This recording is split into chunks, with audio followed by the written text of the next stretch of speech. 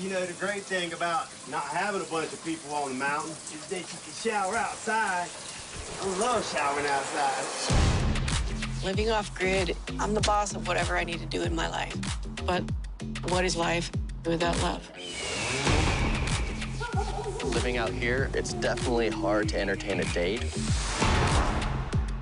Wait, so you're really gonna live in a hunting shack? Well, oh my God. Ah! Have you ever eaten frogs? In France. This ain't Paris. Jen and Charlie, hi. Thank you so much for being here. Hi. Hey, Ash. Now, look, I got to tell you, I have never yelled at my TV more than I did when I was watching the first 2 episodes of Love Off the Grid. Oh, Jen, let's start with you. Girl, tell me what is going on. Why did you choose to document living off the grid for love when, you know, it's kind of risky? It may not work. Well, you got that right. I mean, I was in this place where I felt like I was already in a vulnerable situation with, is it going to work out with Charlie? And then when this landed in our lap, we were like, do we really put ourselves through this? I don't know, but it's like you say, I'll risk it, I'll step into it, or I won't. And so I had to choose one of them, and I chose to just, you know what, just, I'm going to be vulnerable. Let's just do it all. Yes. And Charlie, Jen is making such a huge sacrifice and moving away from her boys just to live off the grid, all for love. Are you making any sacrifices like this? Because sometimes watching the show back, I know a lot of people will have those questions. What is he giving up for love if she's doing all of this?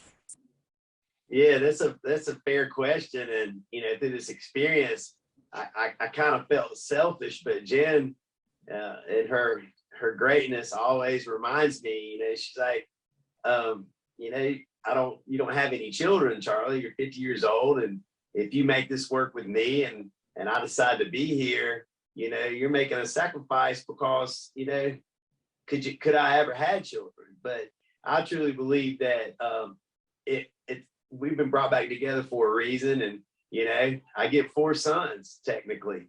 And so I you know, I spit that back at her. It's like, you know, I still not sacrificing a whole lot, but you know, I have my duties on the mountain with my mom and the things that you know, I'm isolated there with. So, you know, Jan's ultimately given up the biggest part of it, but there's a few sacrifices. All right, anything for love.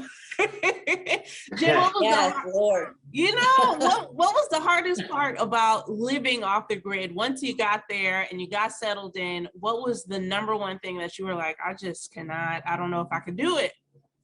You saw that toilet in the room? That was pretty hard. Just being like, this is where I'm like living all of this right here. Yeah, that and just being really kind of separated from the connection to the world is a challenge. It was a challenge for me.